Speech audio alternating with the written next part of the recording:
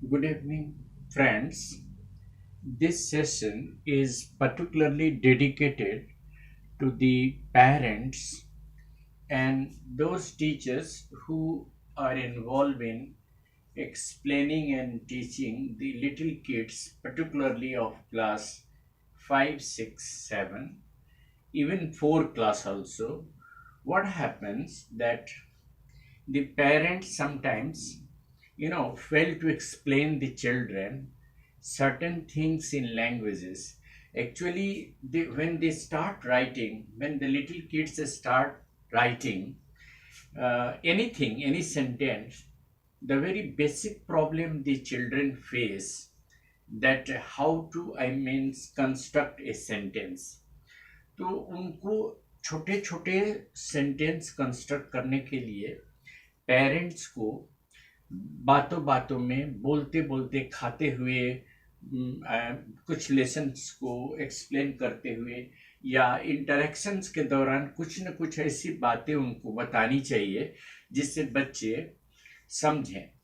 अभी जैसे क्लास 5 6 के बच्चे को प्रेपोजिशन पढ़ाने के लिए जरूरी नहीं है कि आप उसको बताइए कि एट का यूज होता है टाइम के लिए, एग्जैक्ट पॉइंट ऑफ टाइम के लिए, और इन का होता है ड्यूरेशन के लिए, क्योंकि ये 5 6 के बच्चे को ये पता नहीं है कि ड्यूरेशन क्या है और पॉइंट ऑफ टाइम क्या है।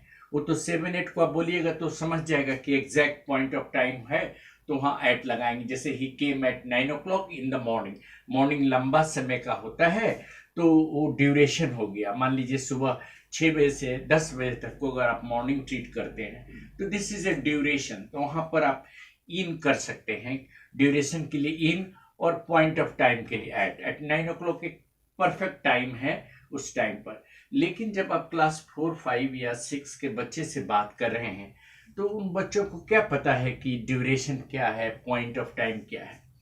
तो उनको एक छोटी सी कहानी, छोटा छोटा कहानी आप क्रिएट कीजिए, क्रिएटिविटी लाइए और उसमें उनको प्रेपोजिशन समझाइए। जैसे मान लीजिए कि आप एक बच्चे का पेरेंट है, पापा हैं, तो आप बच्चों के साथ कभी बैठिए, उनको बताइए कि देखो, तुम्हें हमेशा लगातार काम करनी चाहिए और फास्ट काम करने से फायदा नहीं है। हमेशा लगातार काम करने चाहिए। उस पर एक छोटा सा लाइन दे दीजिए, slow and steady wins the race. तो ये जो आपने लाइन किसी बच्चा को 5 क्लास या 6 क्लास के बच्चा को आपने लाइन दी कि slow and steady wins the race, तो यानी धीरे लेकिन लगातार अगर कोई बच्चा काम करे तो सफल होगा। इसको एक छोटी सी कहानी ले लीजिए, और सबसे अच्छी कहानी है the hare and the tortoise की। तो आप बोलिए कि बच्चे को तुमको पता है कि ये हेयर एंड टॉर्टोइस की कहानी से रिलेटेड है। There was a hare and there was also a tortoise, both of them lived like neighbours. द हेयर challenged the tortoise and asked him to have race with him। तब यहाँ आप बोलिए, अब with, ये रेस किसके साथ, तो हेयर के साथ। Race with him, you can have race with anybody. Race between two persons, दो आदमी के बीच भी रेस हो सकता है। तो अब यदि बिटवीन और विथ का करना है तो उसको बताइए कि the hare and the tortoise live together, that means they were with each other, or they had a bet and they wanted to run a race. The hare was a fast runner, so he started at the point and started running. The tortoise, on the other hand, crawled for some distance and went on continuously and steadily walking. After covering a long distance, the hare thought of taking a rest because the tortoise was far behind. अब देखिए, the tortoise was far behind, behind मतलब पीछे। ये बच्चा जरूर सोच समझेगा, अगर नहीं समझेगा तब बताइए कि the tortoise was far behind the hare. So the hare now took rest under, अब बताइए, under a tree. He just lie down और lay down under a tree. Under a tree, अब वो समझ रहा है बच्चा कि वो हेयर कहाँ पर रेस्ट ले रहा था। ट्री के नीचे। आफ्टर सम टाइम, अब आफ्टर का भी यूज उसको आ गया। After some time when the hare woke up, जब वो उठा, then he saw that she had just been sleeping. On the other hand, the tortoise continued crawling and reached the destination in time. When the hare reached the destination, he found the tortoise already there. Then the tortoise said to the hare, "Look, you are a good runner, but you are not a winner. You ran very fast, but you stopped in between." In between, आप देखिए वो समझ रहेगा बच्चा की in between का मतलब क्या हुआ। I didn't stop in between, I continued walking steadily and that's I reach the destination. अब जैसे ही ये बात ये आप बताइएगा तो बच्चा को दिमाग में आएगा कि ये इन बिटवीन या अंडर द ट्री या ऑन द स्पॉट या एट द टाइम या जो भी है, आप छोटी छोटी चीज को बताइए स्टोरी के द्वारा। उसी तरह से आप कभी बच्चों को ये भी बताइए, वो एक शिक्षाप्रद भी बात होगी और सीखने के लिए होगी, कि जब हम पास्ट की बात करते हैं तो हम हमेशा बोलते हैं कि देयर वाज ए क्रो।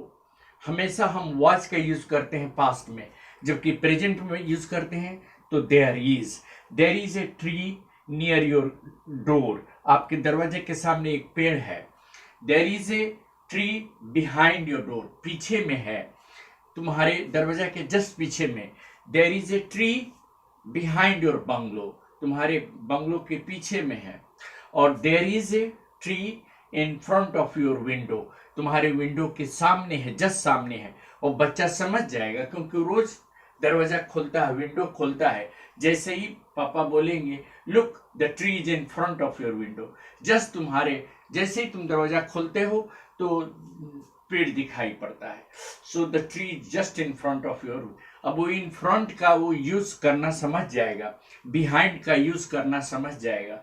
उसको ये भी बताइए जब वो नाश्ता करता है कि look your plate is on the table, your plate is on the dining table, the slice is inside the plate, the slice is over the plate. The slice is over the plate means you can see it is all over the plate, and the slice is inside the cup, that means you have already put milk and then slice inside. The ice cream is inside the cup. तो ये बच्चा समझेगा कि inside और over या on में क्या अंतर है।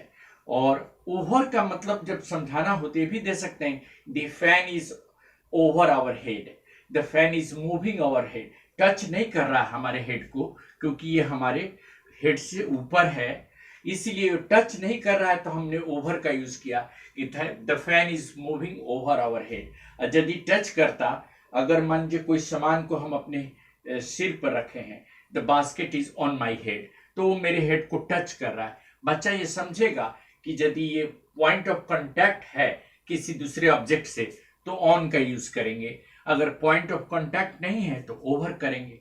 जैसे the cat crossed over the boundary को जंप करके चली गई, टच नहीं की।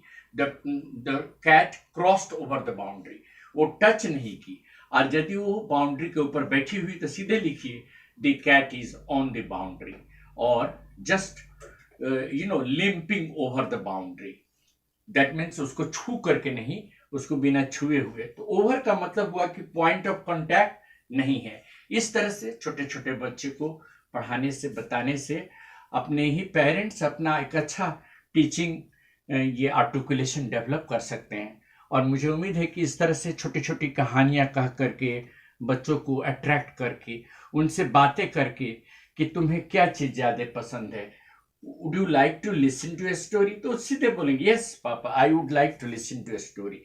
What kind of story would you like to listen to, तो नेचुरली वो लोग ज़्यादा बच्चे, children love animals, they always love to listen about animals. तो एनिमल्स की स्टोरी जितनी आप बताइएगा, उसमें टाइगर का ले लीजिए, हेयर एंड टॉर्टोइस का ले लीजिए, कोई भी कहानी लीजिए और बच्चे को एक क्यूरियोसिटी डेवलप कीजिए कि बच्चे आपसे पूछें तो आप उसको एक्सप्लेन करने में सक्षम हो। That is what I want to say. Thank you very much. This was a particular video for parents and small kids. Thanks a lot.